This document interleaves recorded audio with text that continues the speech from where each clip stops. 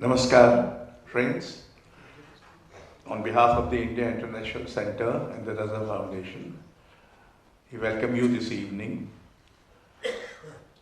It's a special evening in the sense that we have such an eminent person as Dr. Karan Singh to release the book by Harsha Dehejia, The Beautiful Indian Hindu Mind, published by DK Print World, and later a discussion on the third eye of Indian art.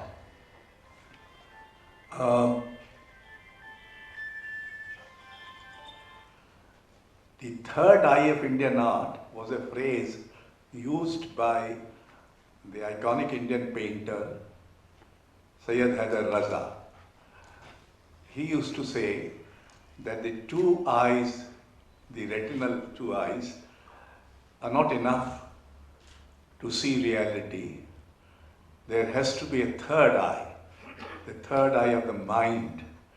And it is this third eye which, unlike the Shiva's Trinetra, does not destroy, but is the eye of creativity, the eye of dreams, the eye of imagination. This is the year when we are celebrating Raza's 100th years. He turned 100 years on 22nd February.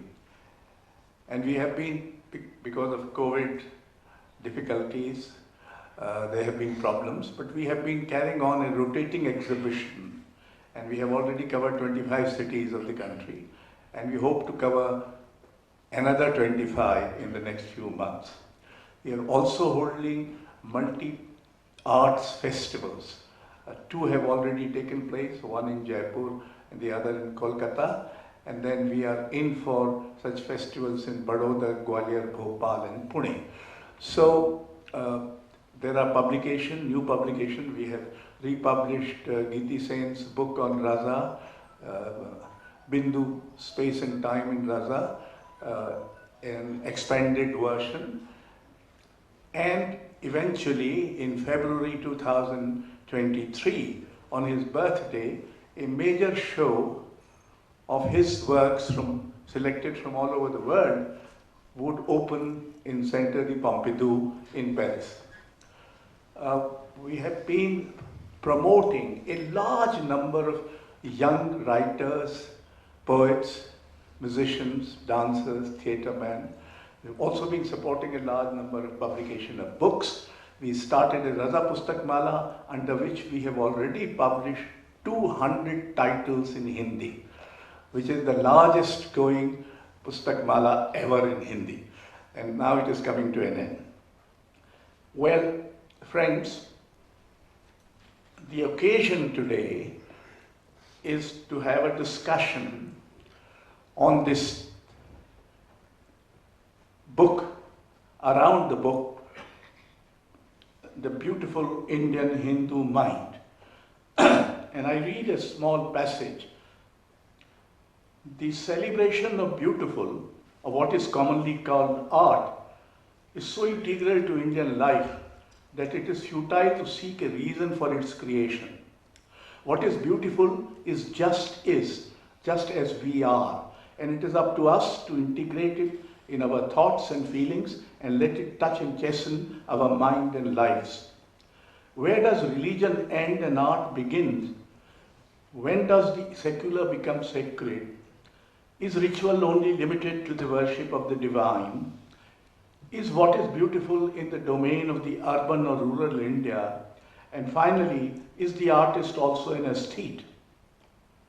Such and other questions do not apply to the Indian view of life, where integration rather than division, interconnection rather than independence, intuitive rather than rational mode of understanding, circular rather than linear view of time, and infinite rather than finite spaces are the hallmark and quintessence of what is beautiful both outside and within us. Indian art evolved with an emphasis on inducing especially spiritual or philosophical states in the audience, or with representing them symbolically. Traditional Indian architecture, sculpture, painting, literature, music and dance evolved their own roots conditioned by their respective media, but they shared with one another not only the underlying spiritual beliefs of the Indian religio-philosophical mind, but also the procedures by which the relationship of the symbol and the spiritual states were worked out in detail. Now this is an extract from the book, and it's our honor to request Dr. Karan Singh to release the book and say a few words.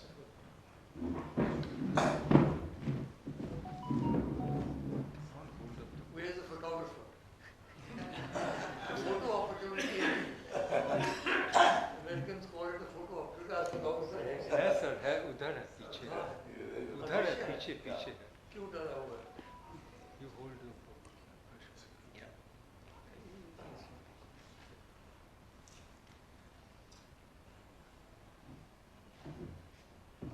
Ashok जी, आपके पास है ना?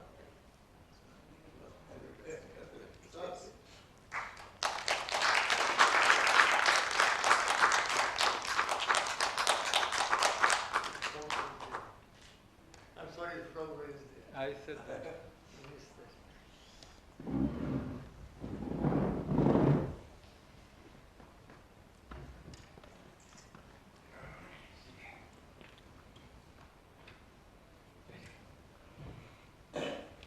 Our author of the evening, Professor Harsha Dehejia, Srimati Sudha Dehejia in the audience, Ashok, Vajpeyi, Makarand, Paranjape, and distinguished members of the audience.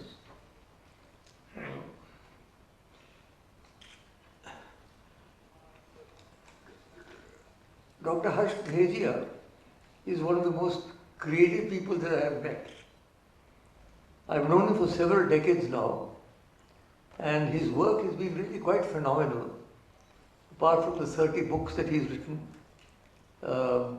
3 films that he's made, he always comes out with new ideas and a new way of looking at art. He's also, let me tell you, not only a double doctorate in ancient Asian culture and in medicine. He's a practicing physician. So he carries on with his practice also, and also carries on with these beautiful books that he keeps writing. Now this book, The Beautifully Indian Hindu Mind, he's going to throw some light on this. I found the title rather strange, and I noticed that in our IIC thing, they've called it The Beautifully Indian, the Hindu Mind.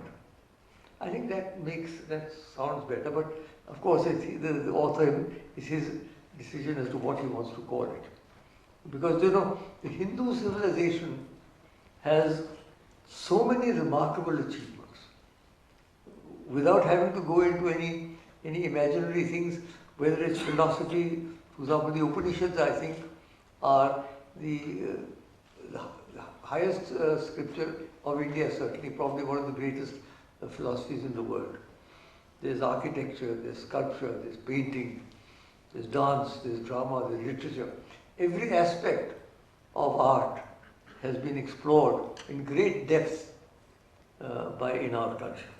And we talk of Bharatanatyam Shastra and Acharya Abhinav Gupta, remarkable commentary on it, Abhinav Bharati. I mean, these are extraordinary things. The depths in which we have gone to study the concept of aesthetics and of dance is something quite remarkable. So we do not have to be at all sort of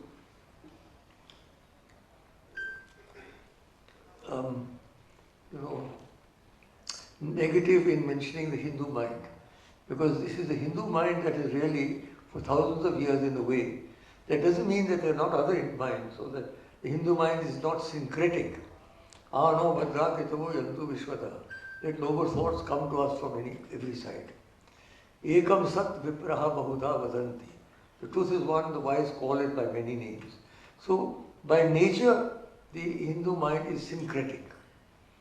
Because there are so many different languages in India, so many different cultural backgrounds, so many different cults and religions, that it is only when everything is taken together that you can say, for example, Raza is one of our greatest artists and probably has studied the tantric motives, particularly the Bindu, more deeply than anybody else I can think of. So, the Hindu mind doesn't mean that we exclude other minds. I'm clarifying this because a lot of people are very apologetic when you use Hinduism. I don't see why we should. There's no reason for us to be apologetic. If you use it in a negative, exclusivist manner, that's a different thing. But although you may not be like political Hinduism, you cannot object to cultural Hinduism. Because cultural Hinduism is the very basis of everything that I've mentioned, all the aspects of our culture. So Professor Dehejia has, as I said, written a lot of extraordinary books. I wanted to do one quote. I've got some quotes from him, which is,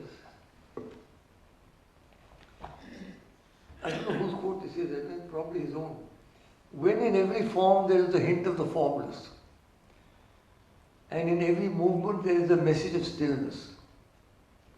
When in every thought there is a whisper of silence, and in every finite space there is a quest for the infinite. When the objectively Sundar is transformed into the subjective Saundarya, serene Saundarya, it is then that we can say, Idam Bharatiyam Sundaram. This is beautifully Indian.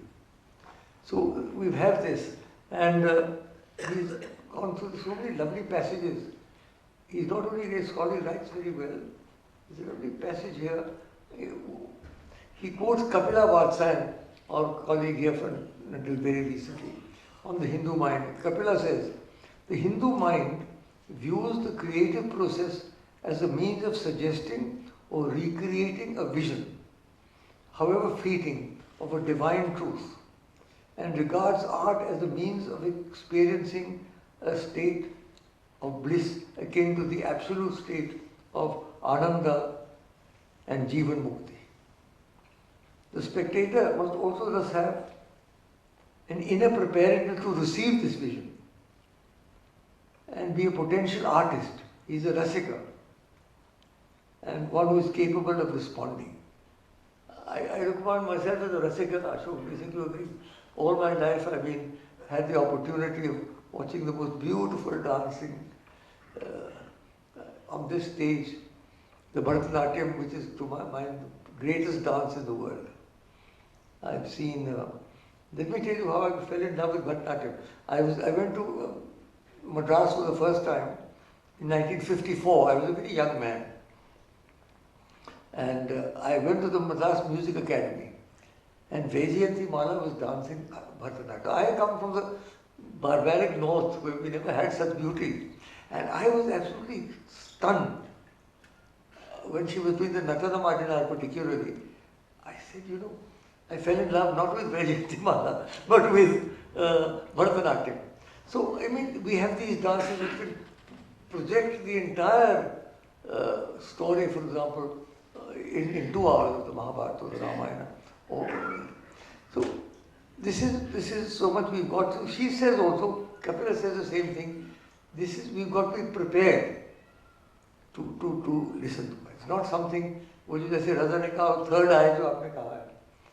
The third eye of Indian art, which Harsha V has spoken about, that is something. Another quote. We in India have a special way of knowing and of feeling, of behaving and living. Unique are our concepts and expressions of what is beautiful. This is our drishti, our insight of the world we live and in which we cherish and which we share with everyone around us. For what is beautiful cannot remain private, it belongs to the world around us.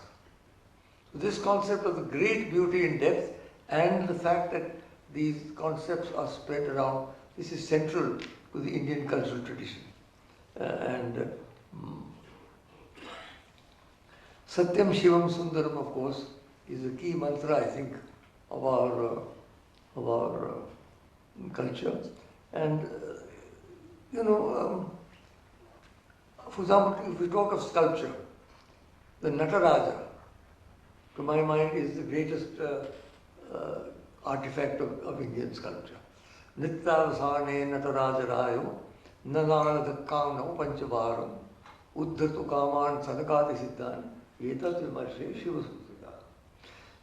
And it is such an extraordinary kinetic image. It comprehends the whole creation, the destruction, the preservation, the emancipation and all, everything. The circle of time, the female, the male. Then you have the head of the Buddha, absolutely still.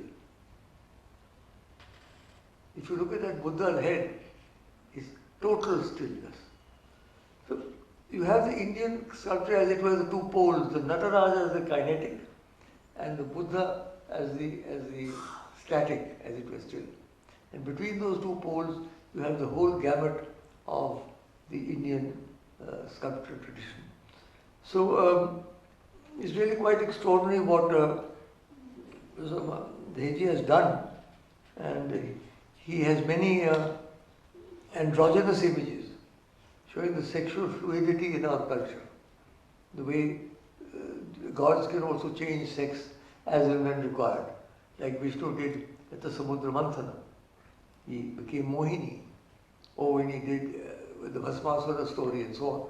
So there's a sexual fluidity in our, we don't have the harsh dichotomies of the Western traditional sexual attitudes. We have much more androgynous, a much more inclusive way of looking at things.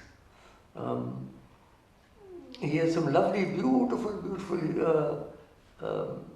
photographs. And he's done so. This is, I think, his magnum opus. He told me it has taken him 10 years to write this book.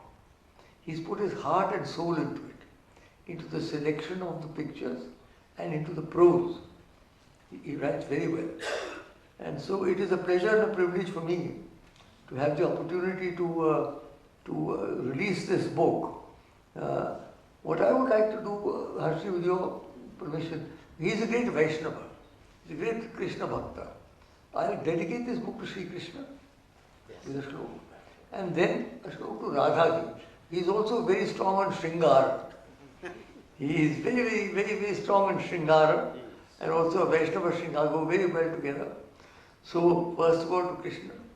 Kasturi tilakam lalat falake vakshastale kaustubam nasagre navamaptikam kardale vinum kare kanganam sarvange harichandanam chakalayan kanthe cha muktavali gopastri pariveshito vijayate gopala chudavani. And to Radhaji, tapta kanchan gaurangi radhe vindavneshwari vishabhanu sude devi pranamami hari. Thank you.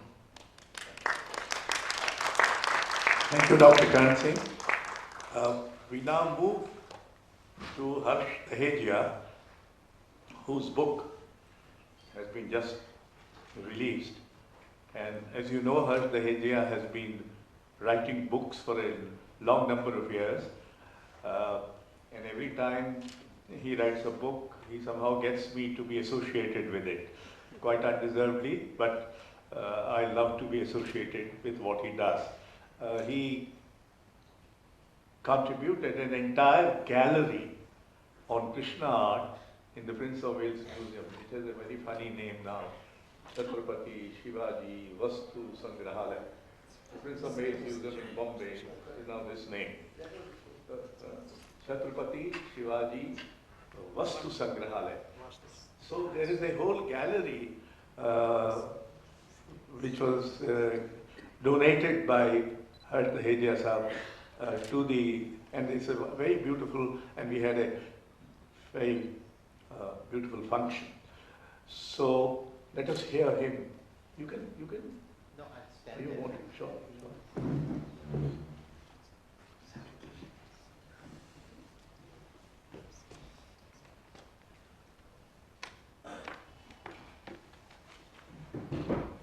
Respected Dr. Karan Singh ji, Shri Ashok Vajpeyi and the Raza Foundation, my friend Makarand, Paranjape, distinguished guests and friends.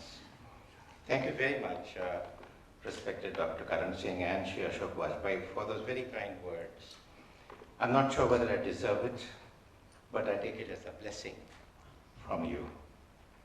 And I'm happy to be back at the IIC, which has been the home of many of my book launches and seminars, to bring you my new book, The Beautifully Indian Hindu Mind.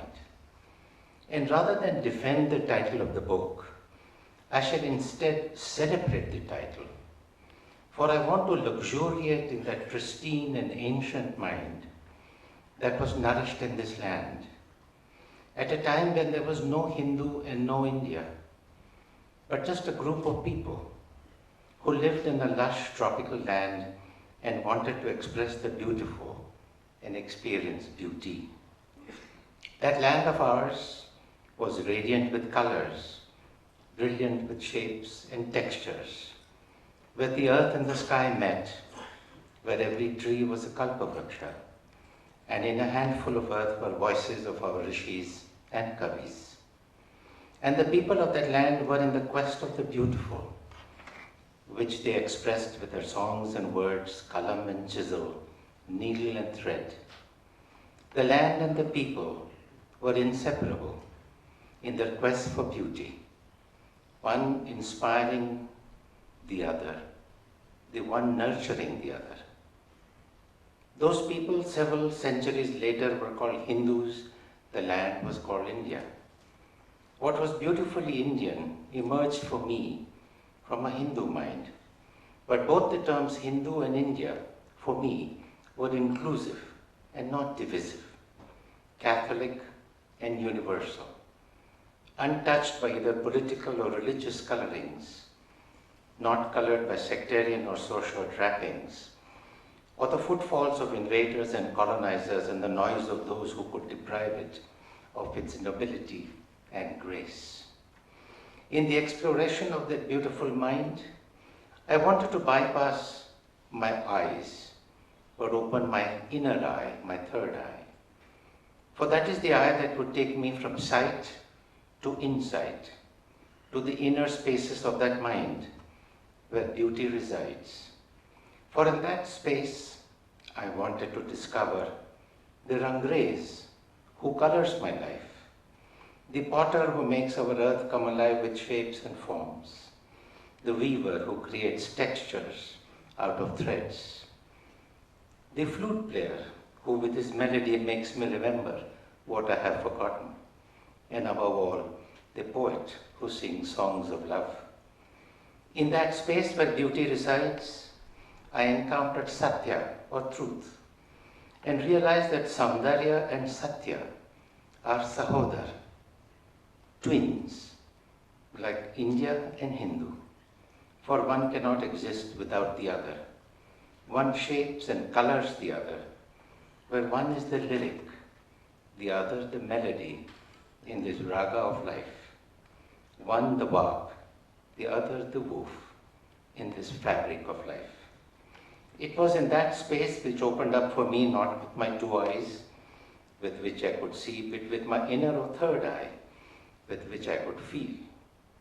That third eye is the contemplative eye that transforms the objectively sundar into the subjective and serene Saundarya. It is the eye that brings Purnatva to aesthetic experience. For that eye is synesthetic, polychromatic, not monolithic or monistic. It is an eye that takes me seamlessly from sensuality to spirituality, an eye that would give me a vision devoid of divisive and harsh social realities. It is that eye that would take me beyond the comfort of rational thought that fragments reality into dichotomous opposites. For that eye would take me to that secret and mystical space where I am closest to the truth of my own being. So with that introduction, I'm going to run through a few images of what I call the third eye of Indian art. And as I've just said, the third eye of Indian art is that eye in the inner spaces of the mind, which is the home of archetypes, archetypal forms and textures, and primal myths like the Samudra Manthan, from which various forms emerge. And then it also incorporates in that space the art and the thought and the songs of the Adivasis, who are the philosophers of the earth, who create patterns like this, which in the old days we would call folk or deshi, but they're all very beautiful, because in that third eye, there is no dichotomy between the classical and the folk, the margi and the desi. One of the commonest forms that we use is the kalasha, which is the womb of life. The kalasha finds a presence in every rite and ritual, and in many paintings, and in every home. The kalasha then becomes transformed into the river goddess Ganga, or forms that are used in which look like a yoni, which is another variation of the kalasha. From the Samudra Manthan emerges the Surasundari, the woman and the tree. And we find that expressed in a number of different ways in all of our paintings. The woman imparts her fertility and her sensuality to the tree. The tree, in turn, imparts its sexuality to the woman. And then, of course, we have the Kalpa Vriksha, which again takes many, many different forms, the classical to the folk, to the tribal, and so on. And then we have metaphor, Indian metaphorical, where there are resonance of meanings. And one of the most striking metaphors that is represented in Indian art, right from Kavya to Chitra and Sahitya, is the longing of Radha for Krishna. That longing is not just the longing of a person for another person, but it is that universal longing that we have in our being, a longing for the fullness, for the holistic experience of life. And therefore, metaphorically, we then have Surasundaris, also that arose from the Samudra Manthan. And the Surasundaris moves that sensual feminine, right from the Yakshi all the way up to the Nayikas of the Shringar tradition. The Surasundari, therefore, that sensuous feminine, who appears in many different forms, who takes us from sensuality to spirituality. And then we treat space in a very special way. Indian artists and Indian thought consider space very differently from what the Western academic tradition. The Western academic tradition, which was followed by the Mughals, they emphasized the three-point rational perspective, where things recede into the background. We do not use the three-point rational perspective that often, but we rather use the two spaces, but above that is always the sky. And the sky becomes that space, that divine space, that celestial space, which is never forgotten by Indian artists. When it comes to time, we, in the third eye, look upon time continuously. And the Indian artist that you see on this picture on the left, the Lambagram, Gita Govinda, time is continuous for us. Events flow continuously from one point of the picture to another. Continuous, flowing, unfragmented, cyclical time. Not momentary time, as Mughal artists would like to present in the scene from this darbar. After paintings and sculpture and other major forms of art, I had this very interesting discussion with Raza Sahib. And I said, why is it that we in Indian design, whether it is in textile or paper or whatever, our lines are always flowing or melodic and dancing and cyclical and twisting and turning. And he gave me a one-line answer. He said, can you show me a straight line in nature? And that answered my question. Because in design, as in everything else, we are one with the world around us, the world of nature. And then, of course, we incorporate various cosmic symbols in our art in many, many different ways. And that takes me to the end of the short presentation, where I think that the bindu of creativity, the bindu of artistic experience, is an ardhanari, is androgyne. It's coming together of Shiva and Shakti, of Purusha and Prakriti. And that, my dear friends, is the third eye of Indian art, which I presented to you very briefly. Thank you very much.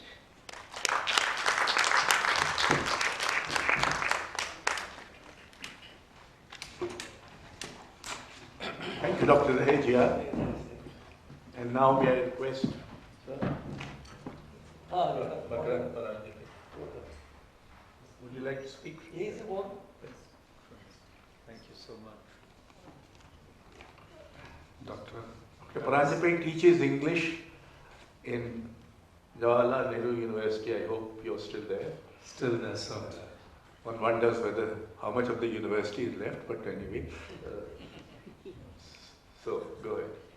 Thank you very much, Dr. Karan Singh ji, Dr. Harsha V and Ashok Vajpeyi ji. It's a great occasion to be here together, because not only are we celebrating the Raza centenary, we are also celebrating Dr. Karan Singh's 91st birthday.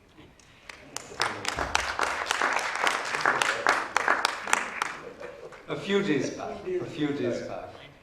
And there is cause for triple celebration, because we have this beautiful book, which actually came out a couple of years ago, but suffered the fate of many books during COVID, which is a postponed release. You know, everything was kept on hold. But we are very glad that we are together today to celebrate its arrival in the manner that it should be celebrated. What I'm going to do is, first of all, read out Mr. Pawan Varma's message, since he couldn't come. Okay. Should I do that, Huzur? Okay, not too long. No, it's very brief. So he says, Harsh Dehejia's The Beautiful Indian Hindu Mind is a lyrical and masterful insight into the complexities, profundities, and nuances of the creativity that animated Hindu and Indian civilization from times immemorial. He captures, with a great deal of meticulous research backing him, the thought processes, concepts, and the larger vision of culture that has made India one of the most cerebral and refined civilizations of the world. His book is a must-read for all those who are curious about the mind-boggling range and sophistication of our ancient heritage. So, unfortunately he couldn't make it, but it's a lovely statement from his side. So the first thing I want to do is to sort of hold up this book for a moment so that everyone can see it. You know, there's a tactile, a haptic sense of appreciation of this book. It is so beautiful, and the publisher is here, Mr. Sushil Mittal. You can please stand up, sir, of DK Print World. ये इतनी खूबसूरत किताब है, इसमें आप जैसे मंत्रमुग्ध हो जाएंगे जब आप इसको देखेंगे. हर तस्वीर इतनी खूबसूरत है. Or, of course, it is Professor Dehejia who has selected, curated these images. You saw some of them. But he has also spent a lot of time and energy and money to convert these images into print-worthy, digitized, producible images. So it's a work of art, and it's a book worth cherishing, possessing, and passing on to another generation. I'm saying this because books themselves are getting digitized and deconstructed, and this is a very heavy book. And it's nobody reads it. No one reads. It's an accessory. But I'm told that nowadays there are very expensive homes which are sold with libraries, which are never opened, but there's a bookshelf, but it's a very heavy book, you know. So you need a nice traditional book stand to keep it, to read it. Having said that, I want to touch on just 3 points about this book. You know, the first is this point about Hindu. We've already talked a little bit about it. And Professor Dehejia on page 11 says there are 2 kinds of Hindus, sectarian and non-sectarian. I think this is an interesting way to classify Hindus. And normally we would jump to the conclusion that by sectarian he means, you know, a kind of pejorative, negative kind of Hindu. No, he says there are Shaivites, there are Shaktas, there are Vaishnavites. He talks about sectarian in that Sampradayic sense, which is something to celebrate because 3 is just a number. There are infinite or countless Sampradayas in India. We can start one in this very room. If somebody excommunicates us, we can keep meeting and form our own Sampradaya. So this enormous fecundity is what characterizes the Hindu mind, in addition to all the things that we've heard. So I see it, and he says it elsewhere on page 18, that it is a non-exclusive system. That is what Hinduism is. So he says, so he doesn't use those words, but he says the words Hindu and India used here are used here in the inclusive and generic sense without resorting to the minutiae of the semantics of political undercurrents of exclusion. So I think that is beautifully illustrated because his first chapter, or it's called chapter 2, it's called Prastavana, and it is full of images of doors. हर पन्ने पे आपको दरवाजा मिलेगा, अलग अलग तरीके के दरवाजे, अलग अलग भारतीय दरवाजे, you know, modern, traditional, and कहीं दरवाजा नहीं है तो झरोका तो जरूर है. So for you just look at this. So for me, and then there is a darwaza with a lady standing there and saying Suswagata. Because for him, these Shalabhanjikas, these Surasundaris, you know, the beauty is for him the essence of Hinduism, you know. So I'm going to come to that in just a moment. So for me, the Hindu mind is an open mind. It's like a door. It's an invitation. And once you enter, it's like a mandala. It's not a box. It's not a cage. So the boundaries are open and they can be expanded. This is how I see the idea of Hindu. It's not at all to be somehow linked with the other things that are very, should I say, awkward in today's times, as if everything can be reduced to these oppositional, you know, political slogans. That's not what this book is doing at all. So I echo what Dr. Karan Singh said. There's no need to be apologetic or defensive in the use of Hindu as an open system, which is an invitation to everyone in the world. And then on page 28, he says he includes Christians, he includes Muslims, he includes Jewish, and of course Buddhist, like the Dalai Lama, experimentation in this bigger category. So that was my first point about what Hindu means. The second point I wanted to make is that the book may seem to be conservative. What do I mean by that? When we look at Indian art, you know, the dominant tradition of trying to understand Indian art, you know, with critics like Geeta Kapoor and, you know, there's a whole tradition, is to see it in a secular, modern way. But Dr. Dehejia hasn't shied away from it. For him, as I understand his work, aesthetics, Saundarya is not an escape from the world, because elsewhere he has tried to identify the rasa of modernity as alienation. And you can add other rasas. For example, Raudra ras. If you look at Dalit literature, it is full of Raudra ras. So the point is that the traditional rasa aesthetics of Bharata, which had this beautiful commentary by the great Kashmiri Shaiva Tantric philosopher Abhinav Bharati, as was mentioned by Huzur earlier, has a way to include modernity, as I see it. Now, does it have the capacity, उसको पचा सकती है, वो जीर्ण शक्ति, जीर्णाग्नि है कि नहीं? The late, great U.R. Anantamurthy told me many times, it does. And he says it's our vernaculars which can digest modernity. Much more than Sanskrit, according to him, in modern times. This is a different debate. I don't want to go into it. But I do believe there's another way to approach this issue. Look at Raza. See, Raza is very modern. Who can deny that he's a modern painter? But he's very traditional in the sense that he brings back the idea of the Bindu. The Bindu is central to Raza. Let's look at Rabindranath Tagore, better known as a poet, but he's one of the progenitors of modern Indian art. Can anybody say that his paintings are not modern? They're radically modern. The dark ladies, their faces covered, the disturbing images, of loss, of sorrow. So the point I'm trying to make, and okay, let's look at, I'll give you one more example. Who is the most sought after, the most expensive Indian painter? Tayyab Mehta or Gaya Tonde. These are being sold. Look at Tayyab Mehta. All his paintings have a gash, diagonal gash that divides the canvas. Now, what does that mean?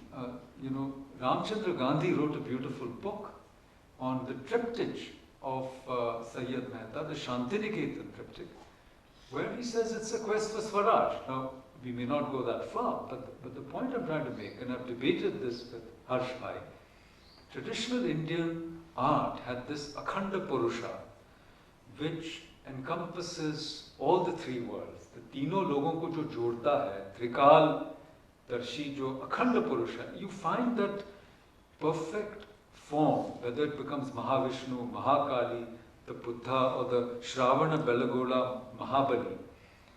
Now, my point is that in the modern Indian art tradition, even if you look at Rorik's paintings, these forms are absent. So, for me, absence is the key. The longing for unism, the longing for unity, the longing to return to that splendor of plenitude, of Purnata, which was another word that was used. That longing is itself intrinsic to the modern imagination and links us, to our great tradition. So the gash may be a break, and modernity is characterized by a break, by a rejection of the past, but yet it longs for that holism of the past.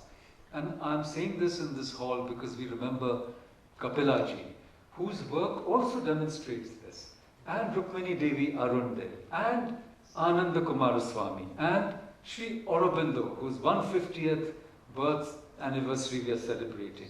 Look at his fantastic foundations of Indian culture, the articles in Arya, which were then collected, and they're also available in another title, The Renaissance in India and Other Essays. He's saying the same thing, which is that there is an unbroken continuity, and the break invites you, demands and yearns for the suturing.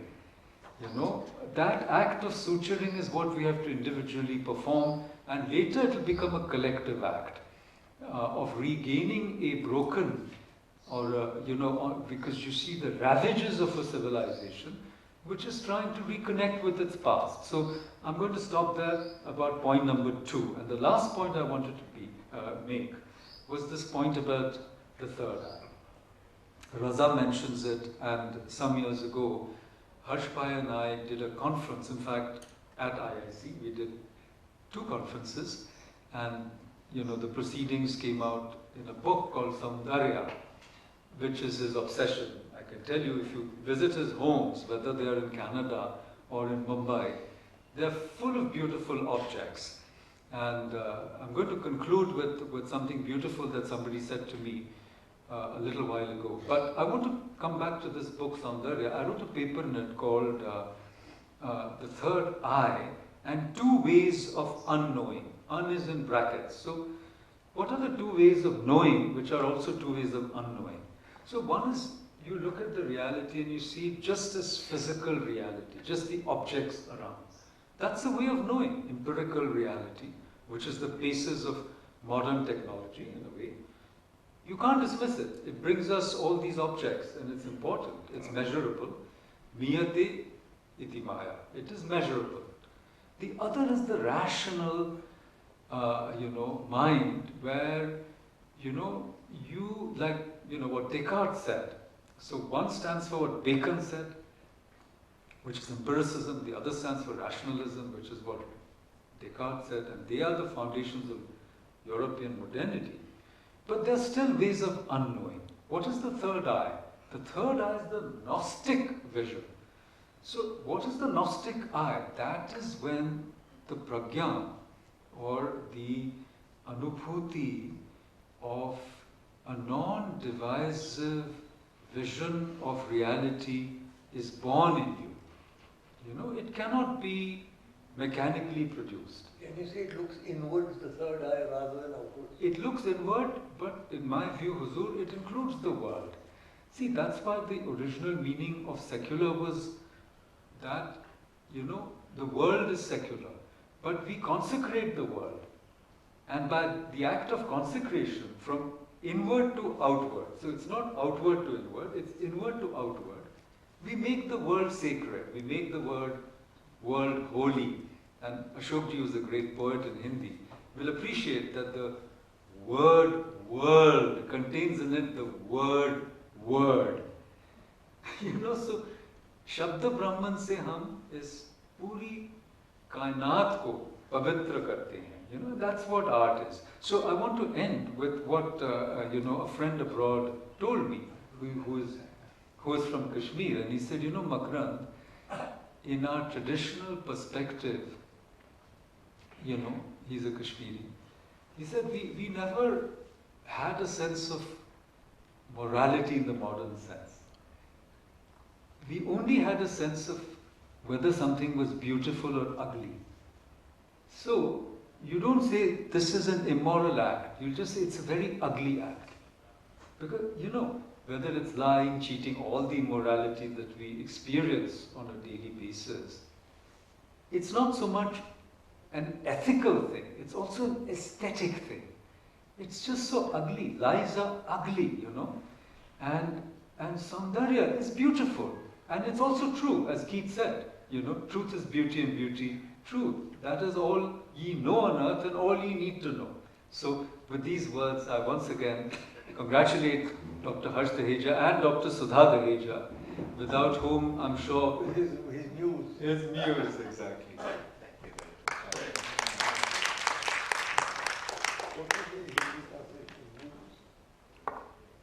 Well, before I thank the audience and the illustrious panel that we had, I wish to point out that these days, in the common discourse about art, there is no talk of beauty. Beauty is an unfamiliar concept, especially in conversation about art, which is West-oriented. So to talk about Saundarya, talk about beauty in such times, is to insist on the enduring vision that India had of beauty. And it is, as you saw during this brief presentation of images, that this beauty is not singular. It is a beauty which is born out of an acknowledgement to and addresses the mind-boggling plurality of life, reality, styles, idioms, materials, images, what you have. So, at one level, the beauty is trying to celebrate this plurality in as many ways as possible. And on another, you have, Dr. Dehejia mentioned that he thinks that you cannot think of Satya without Saundarya, and you cannot think of Saundarya without Satya. Dr. Karan Singh quoted the famous Ekam Sad Vipra Baudha Vadanti. I thought that I would coin an adage that ekam saundaryam vipraha bahudha pashyanti. It is one, and yet this one beauty is not singular. It is a plural beauty. And I think our times are unfortunate that at least in the public sphere, there is now a tyranny of a soulless, mindless, unimaginative geometry. Our visual culture is under serious assault by this useless geometrical designs which are coming from all over. The second I wanted to remind, since I was in Wardha, I used to go quite often to Sevagram. And I think Sevagram under Gandhiji created another dimension of beauty. Austerity, almost very basic things. On the one hand, therefore, in Indian art you have the celebration of the opulence. But on the other hand, as Dr. Karan Singh pointed out, you have the tranquility and austerity of Buddha. And I think in that tradition, Gandhi offered another kind of beauty. Beauty of living, beauty of thinking, and beauty of openness. There was, in Bapu Ki Kutia, there was no door. Anybody could walk in. And of course, he devised what I think is one of the most radical inventions, the Prarthana Sabha. Nowhere in the world, renditions from all religions take place daily in the morning and in the evening. Gandhiji left Sevagram in 46, but even now, every day, the Prarthana Sabha takes place. And I don't think there is any other place where such a Prarthana Sabha takes place in the world, except Sevagram.